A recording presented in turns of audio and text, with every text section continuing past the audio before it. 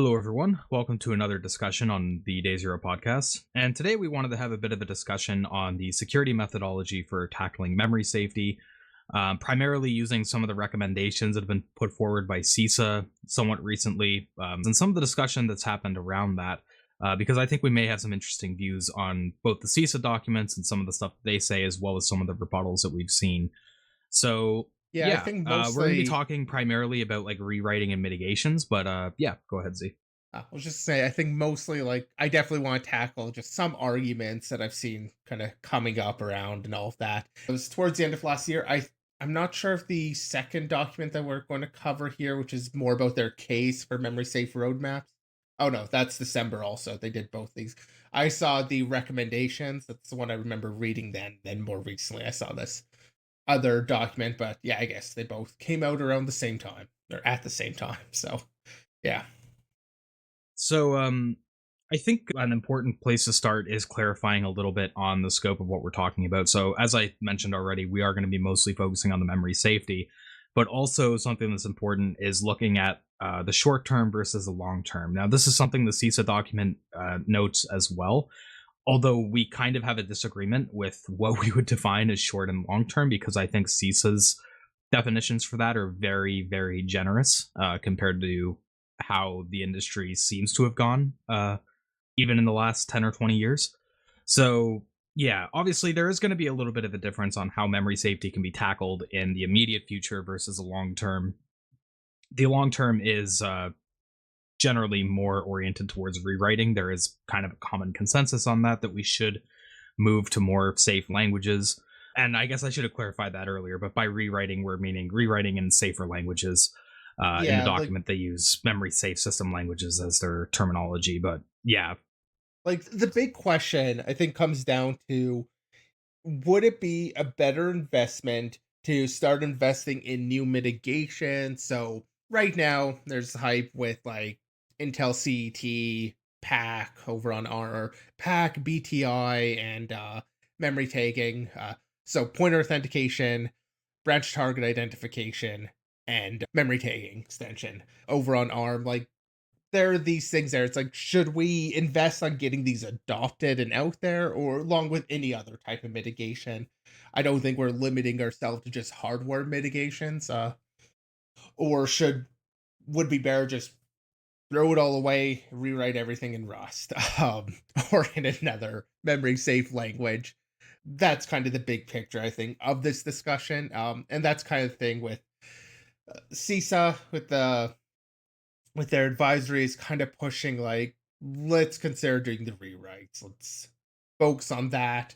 The secondary document I was kind of mentioning a moment ago is this the case for memory safety roadmaps, which is why you like basically the case for having a plan to start rewriting, and they kind of talk about mitigations to reduce impact in there and have a bit, but their ultimate push is you should have a plan to rewrite. yeah. And I will also mention that the White House had also put out a similar document. We didn't really cover it on the podcast because it was mostly just saying like move to memory safe languages. And it's like we've talked about memory safe languages a fair bit on the podcast in the past, but with the CISA recommendations, there was a little bit more uh, interesting stuff to talk about because they also kind of critique some mitigations, including like CFI or specifically CET and some of the ways that that can be gotten around and some of the issues with how fine grained the CFI actually is. So, yeah, that's kind of why we're coming at this now, where some of these documents were released a couple months ago. It's just, at the time we didn't really have too much to say on them, but as discourse has been going on, I think there's a little bit more that we can talk about now. So, as he said, in the long term, it is more focused on the rewriting, but for the short term, which is where I think we should start out, we can talk about our views on it. So, I think expecting rewrites or changing languages over to safe languages on a massive scale is just not possible in the short term. And by short term, I'm talking like 5 to 10 years. Now, the CISA document defines short term as like 2 to 3 years, which, I mean, it's Short still term is short just term, one but to I would say two. that's very short term. Oh, yeah, sorry, 1 to 2. Yeah, medium term is 3 to 5 years. So, yeah, short term, I would define as like less than 10 years. Long term, is more than 10 years. I think 10 years is pretty much the threshold for me. And I think you're probably in agreement on that, right, Z? To a degree. So I kind of want to qualify that when it comes to mitigations, like mitigations and mitigating bugs is the only option we have that can be really implemented right now and make a difference. Yeah. Um, any sort of rewrite, any sort of thought of gaining security through the rewrite process, I'm thinking, 10, at least like 10 years out. I think when we were kind of talking before this, referenced even like 20 years out, like in that time frame, there's going to be the benefit, but it's not something we'll see the massive benefit from right now because it's just far too cost intensive to do any sort of massive rewrite. And there's also just open source software, which isn't going to like rewrite itself. It needs funding, which it does not have. So Yeah, yeah, it's one of the bigger problems with that. And it's a like fair point to bring up as well, is the fact that a lot of code either is an open source project or depends on open source projects. And expecting like one or two maintainers, which is the case on a lot of these projects, to just rewrite the entire thing is not a reasonable expectation. yeah, and I guess another kind of point in terms of expectations here is we also can think like even in terms of rewrite, there's still a degree of prioritization. Absolutely everything cannot be like you do need some degree of the unsafe code. You can maybe do it in Rust with unsafe, so it's like safe language, but not safe parts of the language. And in fairness, like even what CISA goes for here, they don't recommend that like you rewrite all your code inside of the 5 years. Like they say inside of 5 years, you should be able to adopt safe languages. For those of you who are reading the screen, they do have this MSSL, and I believe the other document just uses MSL. But it's MSSL's memory safe system languages, MSL memory safe languages. So if you're seeing that on screen, that's kind of what the term goes for. But yeah, even the like their recommendation here is just rewriting a key part. They call it allocator systems. Otherwise, it's just this should be able to be adopted, not you need to be done this in their long term of 5+ years.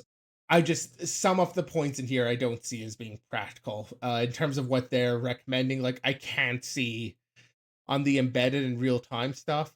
I can't see any world where they adopt hardware that has memory safety capabilities like cherry or memory tagging inside of that 5-year period. Like some devices will, of course, but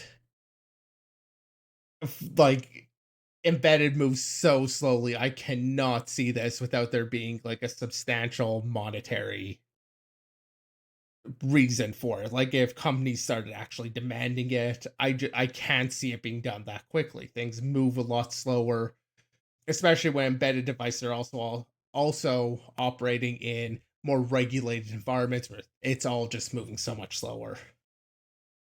Yeah, I mean, just to give a reference, like there's a fair amount of embedded devices today that are running like Linux 2.8 or something. Like it's that's how slow Windows moving it can be. 98, Yeah. I Like mean, maybe it's not 98, that's getting back there, but there are a lot of like old Windows running, like they're not on the internet, so it is maybe a little bit better, but there's still like things move slowly. I just don't see that as practical in my mind. So like that's where some disagreement comes, but one of their documents is like this plan or the case for having a roadmap, not for being done it. So yeah, that is something worth keeping in mind. Like we're talking some kind of longer time scales, I think, than we usually would. yeah, and that's relevant not only for rewriting but also for mitigations because the mitigations needs software support often too, even for the hardware based ones. So, getting into that a little bit, obviously there's a lot of nuances involved here. There is no single right answer of like should we invest all the way in mitigations or rewriting? Obviously, depending on scenarios and stuff, you're going to want both. But getting into my views a little bit, I think mitigations are the best way to go in the short term because there isn't really any other way to go. Like you said, rewriting is just too much of a long term plan. But also in the long term, I think mitigations make sense to invest in. Some people might disagree with that, but my argument is if you have good solid mitigations, the one that I would like to bring up as an example is Chaotic Type from Apple. which we've talked about a little bit before. If you have mitigations that can kill off bug classes and exploit techniques, you can get to a point where bugs aren't really security relevant anymore. And when you get to that stage, obviously bugs are still a problem on like the user side and quality assurance, but they don't really have a security impact if you can mitigate the primitives at the start, which is what mitigations like MTE and Kalic type are trying to do. They're trying to mitigate you from getting those initial memory corruption primitives. Because a lot of the mitigations that we've seen that have been bypassed in the past, things like ASLR and NX, which people like to point to as an example of why we shouldn't invest in mitigations, those were mitigations that were targeting later stages of memory corruption. They were preventing you from getting like the final step of trying to get code execution or something like that. Whereas if you can mitigate at the initial primitives, you can kill off the bug classes easier, and it's not free. Some people do say like, "Oh, these hardware mitigations are basically free." No, they're not free. They do need compiler support for the most part, like MTE and PAC. They need special instructions to be compiled in. The allocator needs to be written to support that to generate the tags and whatnot. But it is a lot cheaper than rewriting a lot of the code base, and because of that, obviously it's more useful in the short term, but even in the long term, I think it could still have value because even when you shift to more of the unsafe languages, like you said earlier, Z, you're still going to need some of those unsafe languages in certain areas, especially at like the hardware abstraction layer and things like that. And safe languages and mitigations aren't mutually exclusive. In the situations where memory corruption can still be found in safe languages, like in unsafe blocks in Rust, for example, those mitigations can still be there as another line of defense. So I don't really agree with the people who are like, mitigations are just band-aid solutions and should not be invested in long term. I don't think that's a great perspective on mitigations. And then on the rewrite side of things, I do think it would be good to try to move to safe languages where it's possible. But the problem is, and I hinted at it earlier, there's a lot of dependencies that you have in the software ecosystem, and expecting all of those dependencies to also rewrite, I just don't think is a reasonable expectation. A lot of the focus on like rewriting in safe languages has been on the scalability. Like, what if you have monolithic projects like the Linux kernel or something? Rewriting that all in Rust is not reasonable. And yeah, that's true. But I think the bigger problem is on that dependency side, and that's where the mitigations can help out long term too. I agree with you to some extent, and of course, have some disagreements there. In the short term, I kind of mentioned it earlier, like I don't see anything but mitigations as like an option. I am thinking kind of very long term when it comes to any sort of rewrite. I just say like my view is like media term mitigations are the important thing to adopt. Like mitigations that are available right now, we should be trying to adopt those. There should be some push towards that. Long term, I think ideal security is going to come by not using these insecure languages.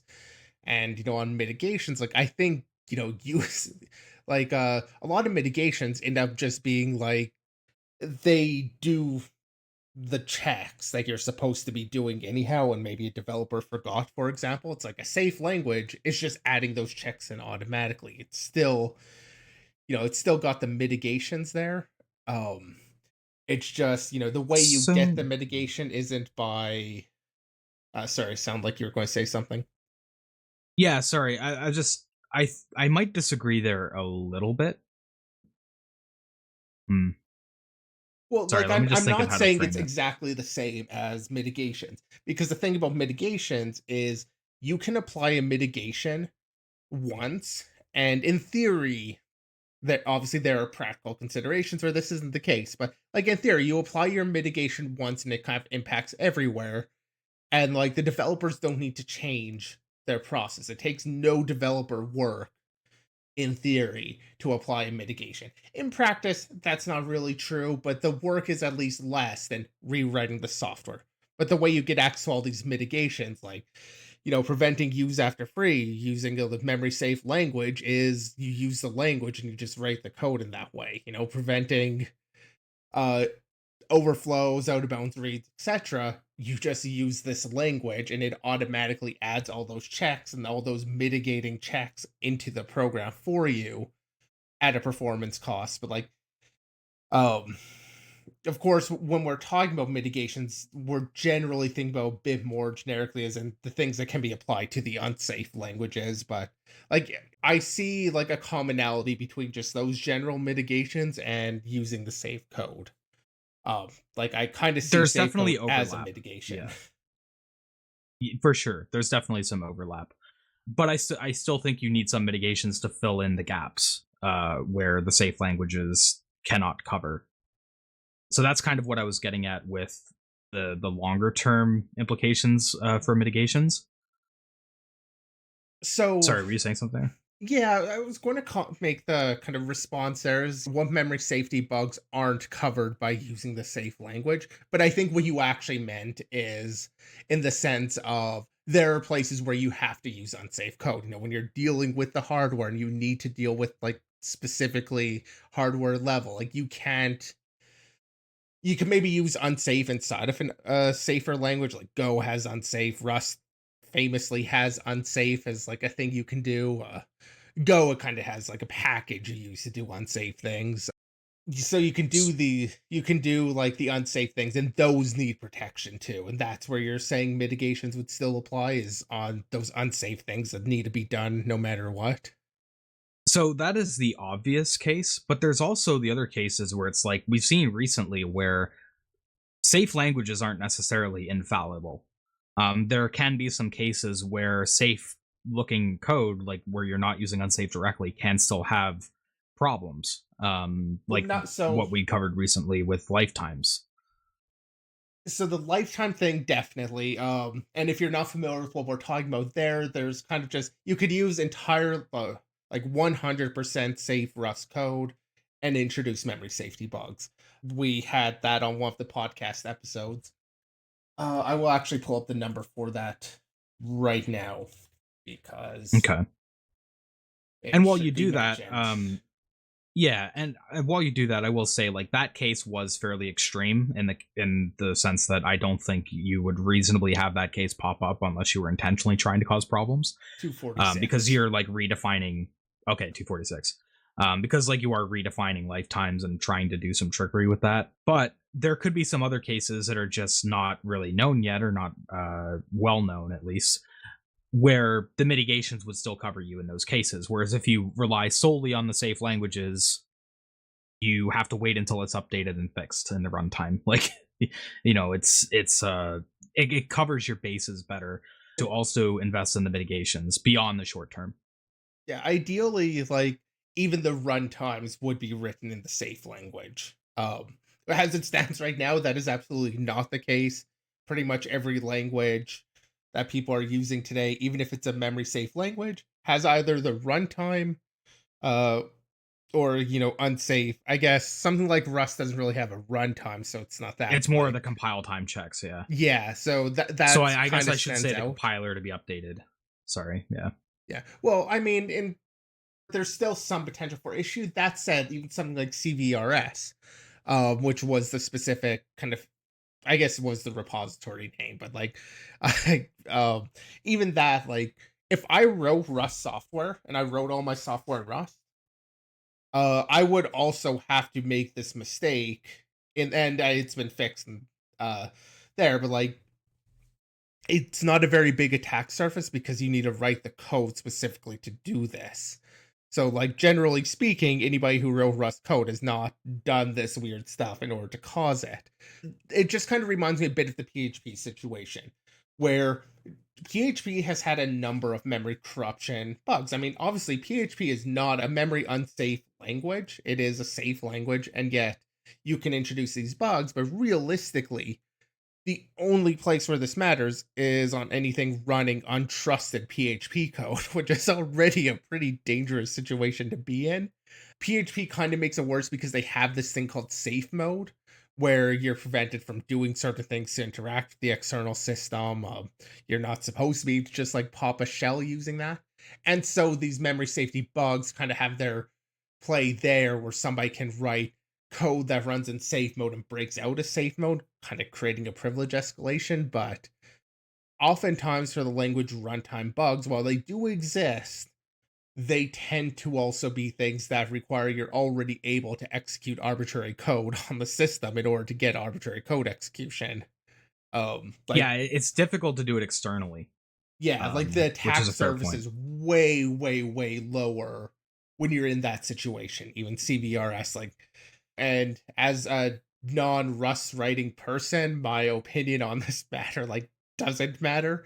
But when we had that discussion, I had said like, because this is just some small code snippets, like I could imagine somebody doing this in one function and this in the other function and like accidentally introducing it. But even if they did so, it would also have to be introduced in like a way that an attacker could control and actually do something meaningful with it. So like, yeah, the attack surface is super low even though the bugs can still exist. It's just like now you're in this place where it's like it needs to be this sort of bug introduced in this way where attacker has this sort of primitive. Like it's already very mitigated in terms of what might be able to be done with it. um that it can still happen. That's kind of another thing when it comes to mitigations is in one sense it's kind of written once for all. This gets applied and it's there for everybody using everything. Yeah, if they're able to apply the mitigation, but it can also be bypassed once for all. If you have a bypass for a lot of, so this is less, this depends on where the mitigation applies, something you were talking about. uh but in a lot of cases, you could just find a newer technique to bypass the mitigation or like an alternative strategy. Even things like memory tagging, which is coming into effect kind of early. Um, There are some exploit scenarios where you can avoid it entirely, yes. um, if you have a powerful enough primitive. Yeah. Yeah, like of course it does, but it does still reduce, how practical it is to exploit just, some singular bugs. Even def, which you brought up earlier, it's like well, actually, I guess ASLR plus step. Um, my thing there is like, Yeah, you do have to kind of talk about them together because one without the other is pretty useless generally. yeah. So having those two, in one sense, like exploits still happen. We're still writing it's like considered a beginner thing now to learn about ROP and be able to write a ROP chain based or ROP based exploit, and yet those two mitigations in a sense completely changed exploitation because no longer could you do the old techniques.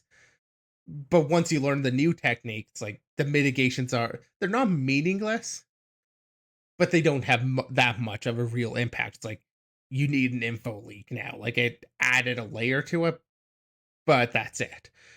And that has been the historical trend with mitigations is they've added some extra steps to exploitation, but they have like in little way actually stopped exploitation. But what has kind of stopped memory corruption exploits is using a language that hasn't actually, or that is considered memory safe. Sorry, using a language that doesn't give you that ability in the first place. Oh, Yeah, and I mean, I do just want to jump in here, and I will say up front, like this could just be recency bias. I'm fully like open to that, but I do feel like it's important to note that mitigations kind of have changed in how they've been designed, though. And I talked about this a little bit earlier with like the targeting the later stage primitives versus the earlier stage, but with things like memory tagging, it has a lot more of a hit on like reliability than something like ASLR would have, even when ASLR was first introduced.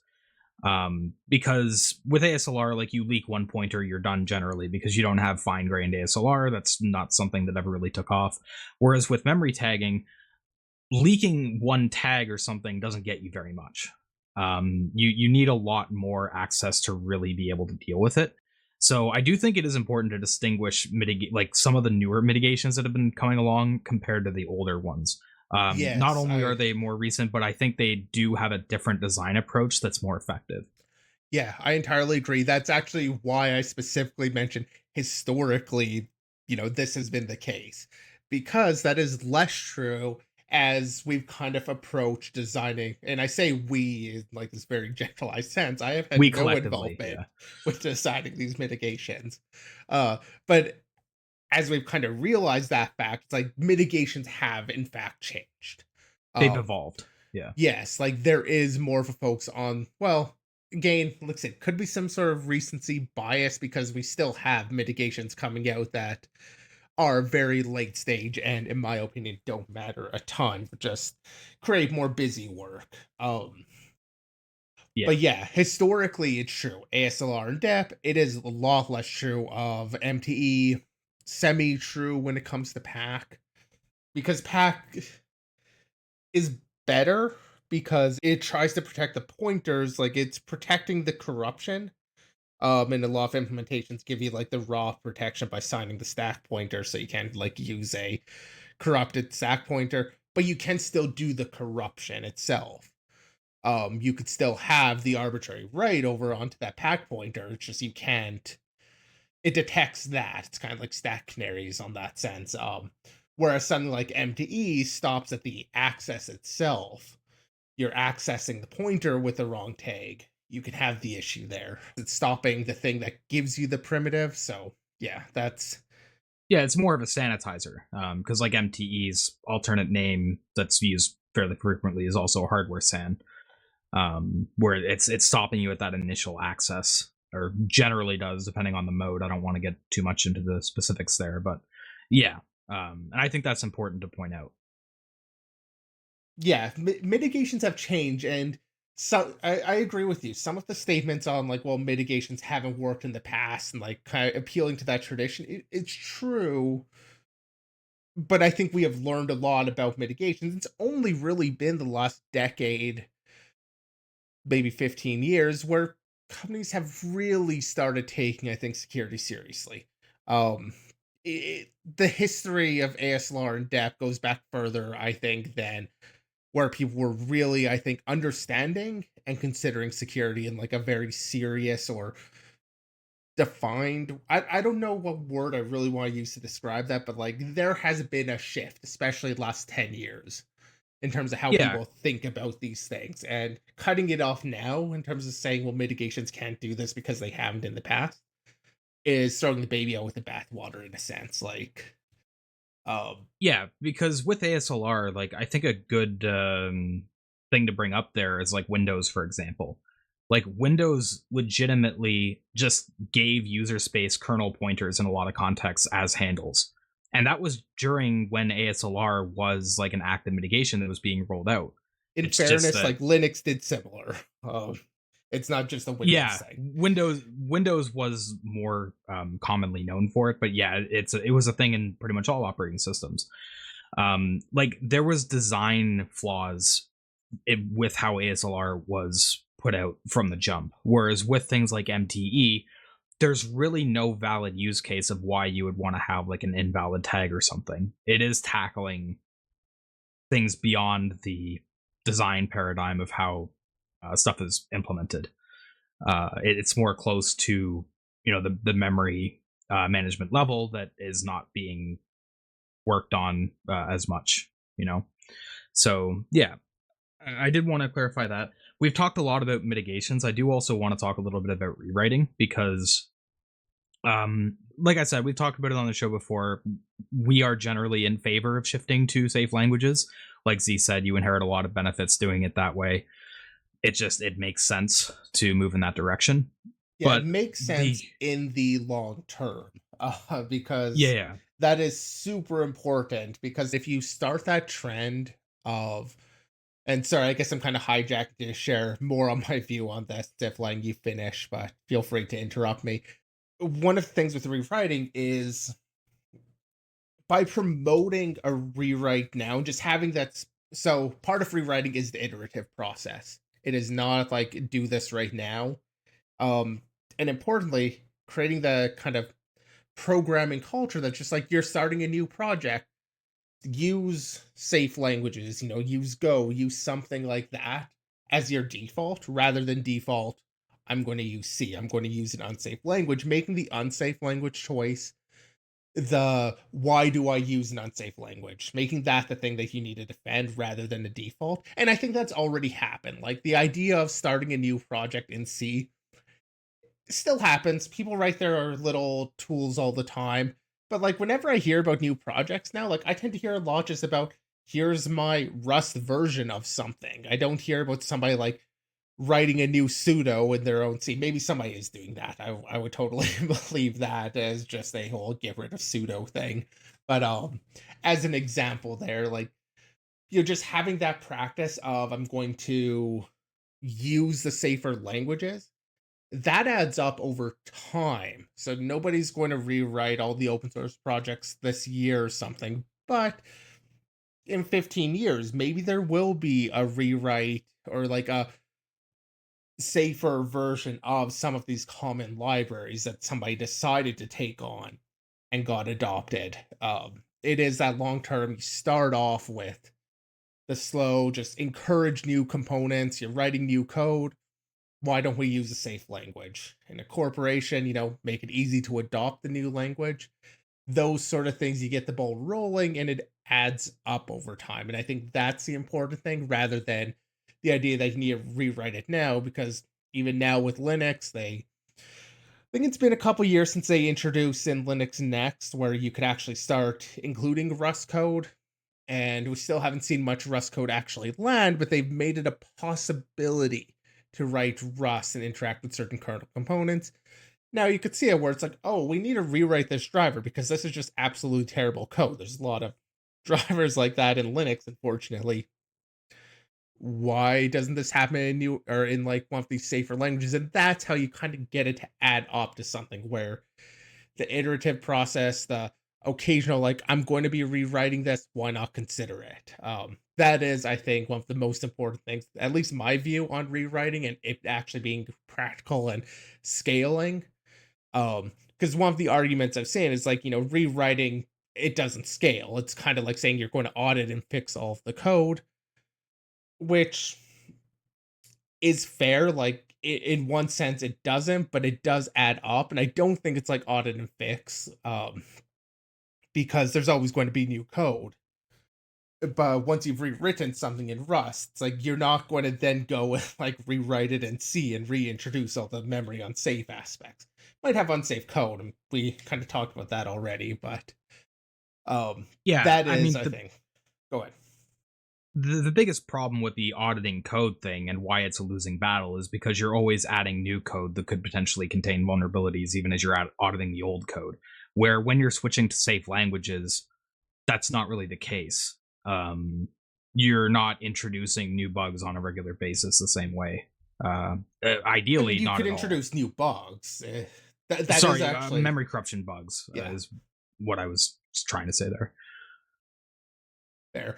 Because yeah, that is actually another thing. Like rewrites are often going to be not exactly the same. They're not going to be entirely compatible, and they're going to introduce new bugs. And I will say, absolutely, new bugs are going to happen maybe not every single, you can come with some trivial case, but are going to happen.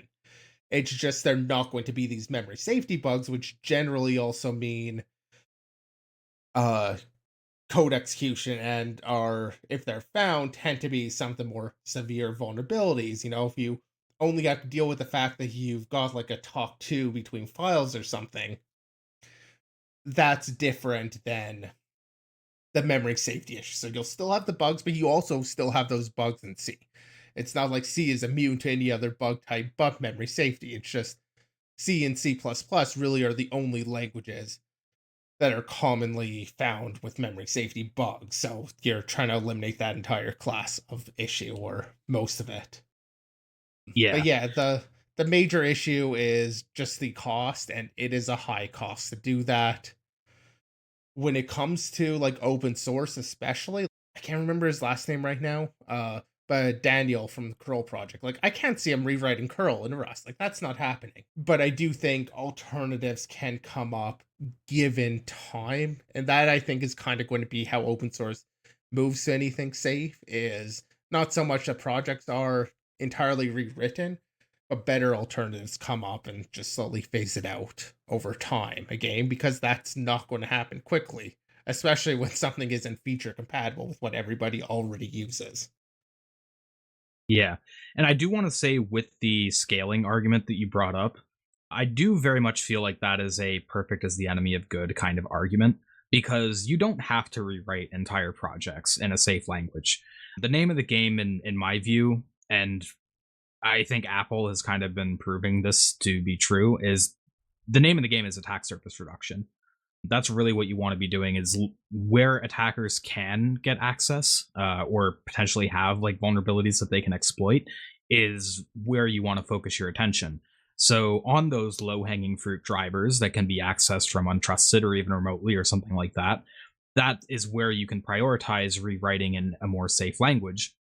And then other areas of code that require privileges to even interact with or call into, that's less of a priority. Sure, you still want to fix any problems there in the case an attacker can get to a position where they can call into that, but it's not as high of a priority. I think just looking at it as like you have to rewrite an entire project and all its dependencies in Rust or it's worthless. Like I don't think that that's a good position to take. um, it's really about reducing that attack surface, and that's where I think the rewriting can be very good and kind of is where it's going, to be honest.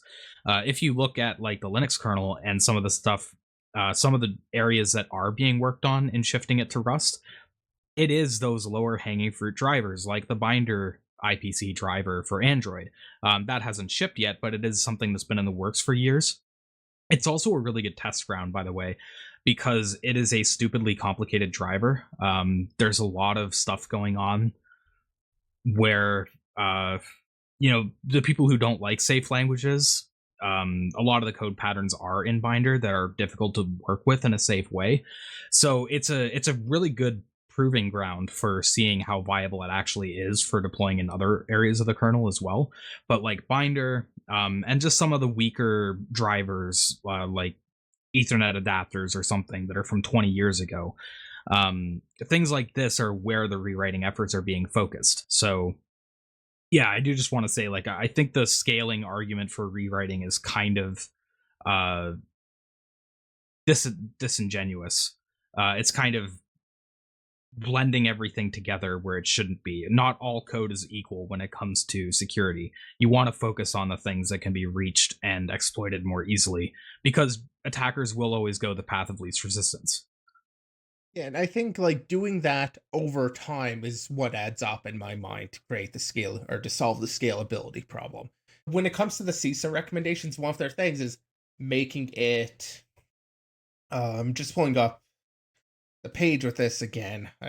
I'm pretty sure I had this on screen for like almost all of our discussion so far, and then I scrolled away like 2 minutes ago, and now I Of need it course. again.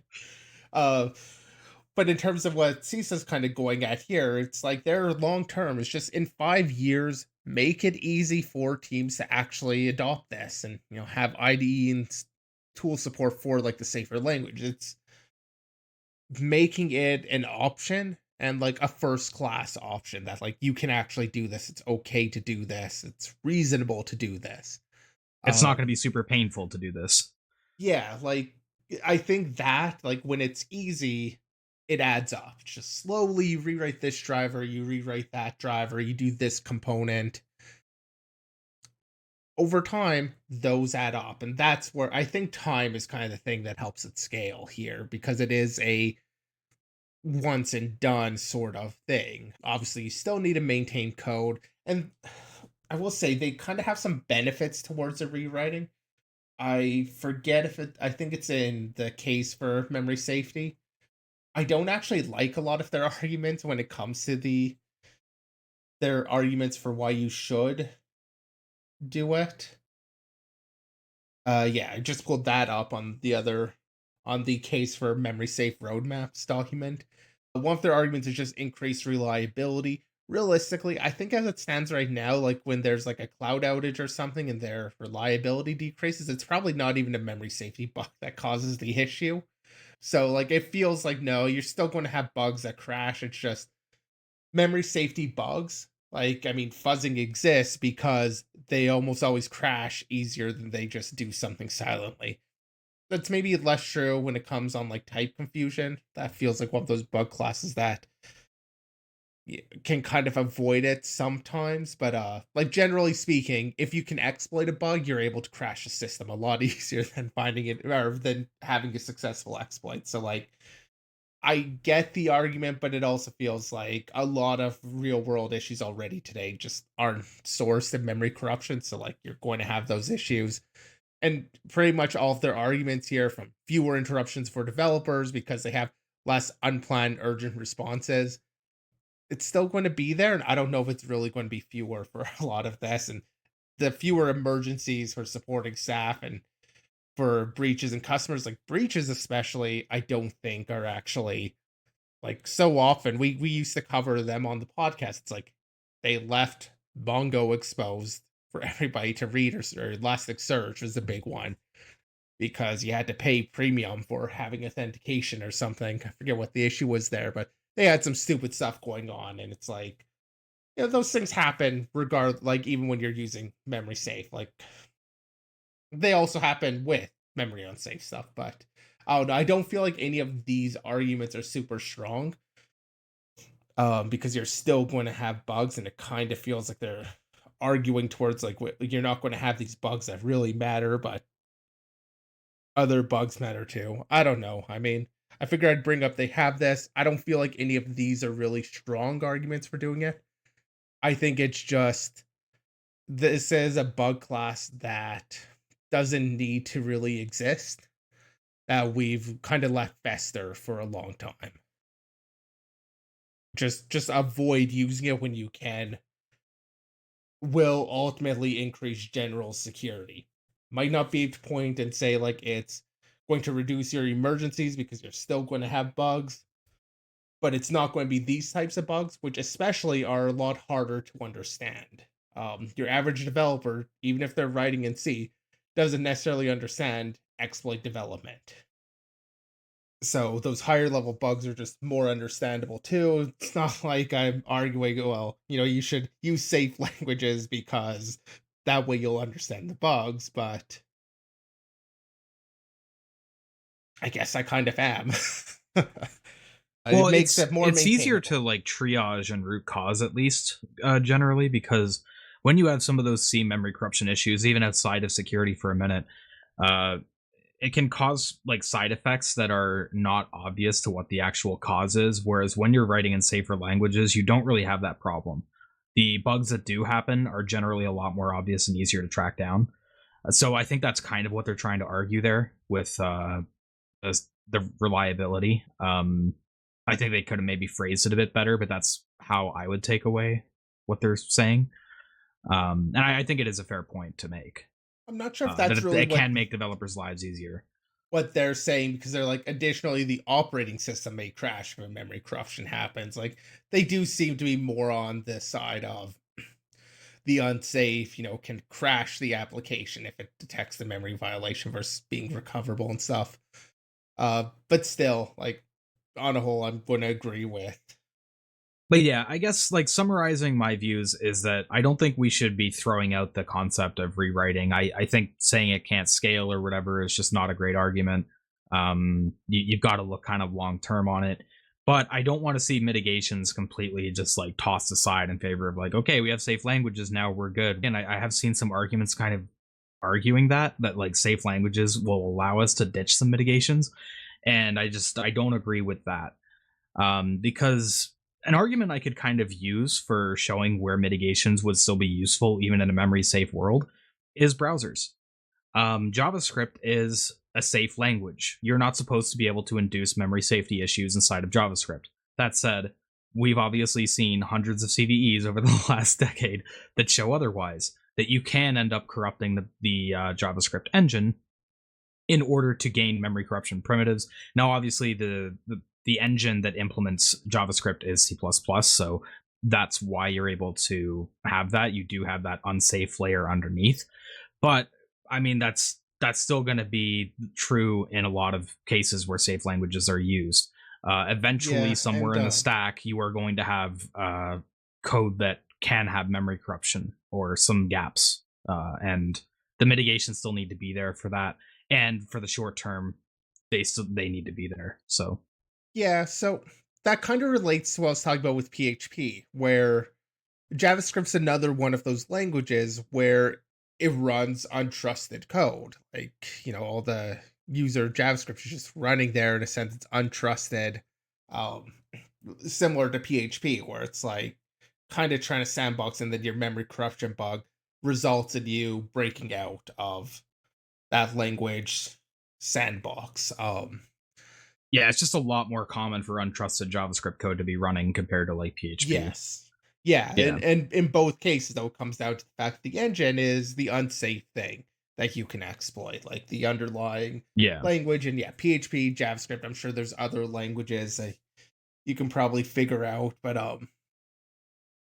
it kind of comes down to the fact that underlying them are unsafe languages. Something you mentioned when it comes to ditching the mitigations, like, let's say the whole JavaScript engine was written in a safe language. Um, do you still need the mitigations then? Like, if you are entirely in something, and I want to be clear, I'm not trying to argue for or against it. I haven't really considered whether or not we'd be able to reach a point of ditching mitigations. It's not really been like an end goal that I've been thinking about. I think right Uh, now, like maybe in the future, we'd reach a point where there isn't much return on that investment, but right now there still is and still should happen. yeah. It would have to be much further into the future where I think we could maybe consider that. Another one point that I saw it a couple of times is just that, well, if we stop having the developers think about safety, they're going to write more bugs. Not a popular argument in fairness, but it is something I've seen at least want to address a little bit. Just the idea that, well, if you write in a safe language, it leads to complacency. But it's really, it means you don't have to think about a certain type of bug. It means developers can focus more again on the a lot easier to understand bug classes. And I keep saying that. It is fair to point out you've got bugs like race conditions that can be very difficult to troubleshoot. But in general, a lot of the bugs that end up mattering are things like, improper input sanitization happening. So you get bugs coming from that rather than a random race condition. But uh I don't know, it just feels like you're able to focus the developer onto kind of more sane things rather than needing to understand what the memory model of the underlying system is in order to understand it. Like these other bugs, it would be a lot easier to train developers to understand them than to understand safe languages, but at the same time, developer training has really never seemed to work. Yeah, the way I would phrase it is that the types of bugs that you would be having are more application specific than they are system specific. Yeah. And obviously, a developer of an application is going to be able to understand those bugs a lot better than ones that are maybe going at a lower level that is abstracted away from them. Yeah, that's a good way of putting it. System versus app. Because yeah, it is one of those cases where like there's maybe a degree of truth, but they just shouldn't need to worry about the system layer if they're not writing at that layer. Exactly. Yeah, I think this discussion's kind of gone off in a way that I wasn't expecting it to, but I think we've hit like a lot of good points. It's just less structured in terms of being kind of rewrite versus mitigation. It's just more just what our views have been and kind of where we stand. Uh, Yeah, because we wanted to talk about the mitigations and rewriting, and I feel like a lot of people talk about them as if they're mutually exclusive or like one is better than the other.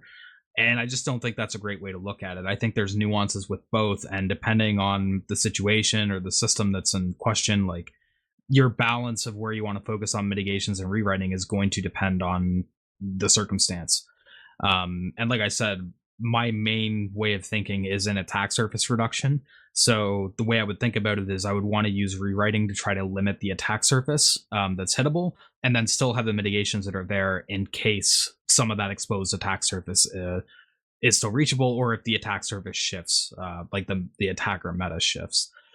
So I think you need both. I don't think you want to look at it as like a mutually exclusive thing, which unfortunately is how I've seen it talked about a lot. Is where people are like, "Oh, this rewriting thing is stupid, it's not going to work, just focus on the mitigations, or it's like, let's rewrite so we don't need mitigations. And I don't like either of those views. So that's kind of why I wanted to go through the nuances and my opinions in this video. That said, because we're talking about it that way, it is a little bit difficult to structure it. So yeah, maybe we were a little bit more rambly than we were thinking we would be, but like you said, I think there were a lot of fair points raised, and I think we got our views across pretty well.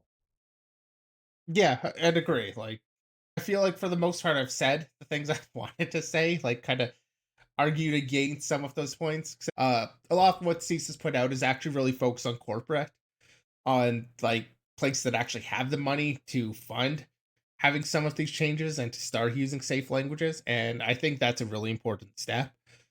I think open source is really the thing that can transition over time. I don't know if we'll actually see it. Uh, I think time is kind of the biggest benefit, but that's also why mitigations are the immediate. They can be applied and they can have a very big impact relatively easily. Though some we didn't really mention at all here, and I don't think we'll need to discuss it too much, just more bringing up a point, is that even with mitigations, like mitigations, I guess you did mention aren't always free. They do take like, even something simple like implementing NX or DAP uh, and ASLR back in the day. Like, yes, they could be so widely applied, but you also had to compile your code and write your code in a way that didn't take advantage of what they would mitigate, which unfortunately a lot of developers kind of um do things like that, where you can't just easily apply the mitigation. You do need to change how you're already writing code or change architectural patterns that make it more difficult to apply. So mitigations also aren't a perfect solution. Yeah, I do see mitigations as more of the band-aid that some mitigations we may be able to remove. Kind of been thinking about that a little in the background. Uh, but we still need mitigations, I think, in place for that failure case. Defense and death. You don't just remove it because you added in you don't just remove a security defense because you have another layer. Like, they work together because failures always happen. Yeah, and sorry, just stepping back quickly, you were talking about the open source and how CISA was focusing on the corporate. One thing I do think they kind of left out or didn't talk about enough is the fact that even corporate relies on open source quite a bit, and we've kind of seen that with some of the supply chain attacks and stuff that have been talked about recently. And open source, like security, and especially when it comes to like rewriting and even just supporting mitigations and stuff, it's something that I think needs more focus because the lack of funding and such there is a big problem, and it's a difficult to solve problem. So maybe that's not maybe that's why they don't really talk about it too much in these documents. But uh, it is a problem that needs to be kind of addressed if you want to. Like, it's nice to say, yeah, just move to memory safe languages, enforce that methodology, unless you're like providing good incentive to do that and like financial support. I don't really see it happening in the open source ecosystem, and that's going to impact the corporate ecosystem too. So that's kind of a separate discussion. I don't want to go into it too much, but I do think it is something that's missing. Yeah, That's even important for the discussion. even with funding, I'm not so sure if really will happen in open source. Like, I feel like, some if I were somebody that wrote a library, in C, I've been maintaining it for years. I don't see like that person really just shifting. It's like, oh yeah, I'm going to learn a new language and start developing all of that. Like, no, they're probably kind of set in their ways in a sense.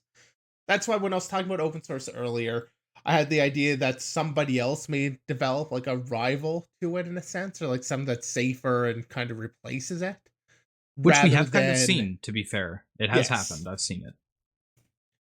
rather than the idea that somebody's going to rewrite their project. I see it more as like similar. Uh, maybe maybe this doesn't quite be the most relatable example, but if you've ever read the book Scientific Revolutions, talks about I read it as part of a philosophy of science class, so kind of that level of things.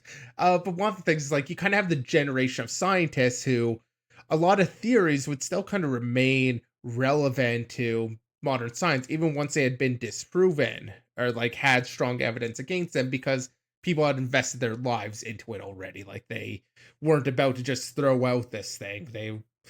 But as those people, died off, the newer theories were able to get adopted. You kind of had that sort of thing. And I see a similar thing with security, or not with security, with development, where they're going to keep maintaining their project and it has a lot of prevalence and popularity.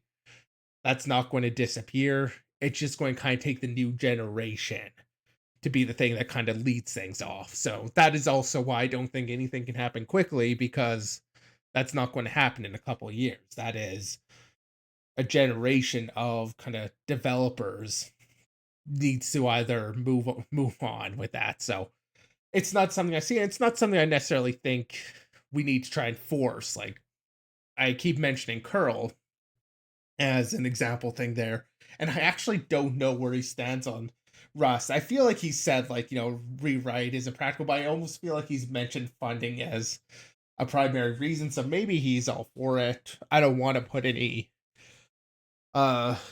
words in their mouth, but just that idea of a big rewrite, I just don't see as practical. And for any open source, even if it's funding, I could see developing a competitor as something that could be funded, but not a rewrite. That's kind of the way I think about it, at least, is this generational concept, and that's a big part of the time aspect. Yeah, I mean, I think it's easy because of how fast tech moves and such to try to expect solutions within a scale of like years rather than decades. And while tech does move fast and security moves pretty fast too, especially on the cutting edge, the problem isn't really the cutting edge, it's everything else. It's the long Um, tail. yeah. And that's where I think it's easy for people to kind of get lost and caught up in the time scale. So yeah. Yeah. But yeah, I think that's probably a good place to end it. I think we've covered everything we've wanted to. If anyone has any like counterpoints to stuff that we've brought up or some interesting viewpoints that you thought were missed, I would be very interested to read them in the comments or in our Discord. Yeah. I'd We'd like to have also discussions like that in our Discord as well, so do feel free to check that out, and all that will be in the description and whatnot down below. Yeah, I'll also shout out kind of as we're in this transitional period with the podcast and stuff. If you like this discussion or do have some ideas for things you might want to hear our thoughts on, hear some discussion on, feel free to email us at media@day0sec.com, or Discord, anything else. But we do have the email there that can be reached, like any ideas on that front, because I enjoyed this discussion and kind of having these sorts of discussion, and wouldn't mind pivoting the podcast in that direction. But yeah, let us know your thoughts and feedback through the usual means, I guess. Yeah, the only place I wouldn't recommend, and we kind of covered this in the last discussion too, is the Twitter DMs, because those do not have like good visibility for us. So Yeah. yeah, Discord or email is probably the best way, and the YouTube comments as well, because we do get notification stuff for that. We're pretty good with checking those. So yeah, like you said, if you have any recommendations, feel free to leave them to us, and we'll see you in the next one.